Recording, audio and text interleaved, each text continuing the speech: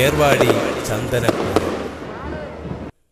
ഈ ചന്ദനക്കൂട് മഹോത്സവം AD 1744 രാമനാഥപുരം രാജാവ് തുടങ്ങിവച്ചതാണ്. അതിനൊരു കാരണവുമുണ്ട്.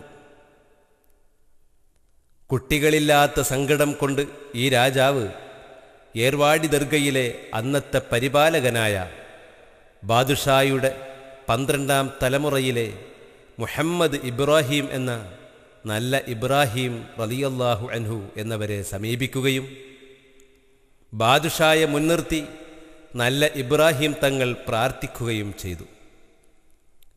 ആ ദുആ ഫലമായി സന്താനലബ്ധി കിട്ടിയ രാജാവ് ആഘോഷത്തോടെ ദർഗയിൽ വരികയും അന്നു മുതൽ ഈ ചന്ദനക്കൂട് ആഘോഷപൂർവ്വം നടന്നു വരികയും ചെയ്യുന്നു.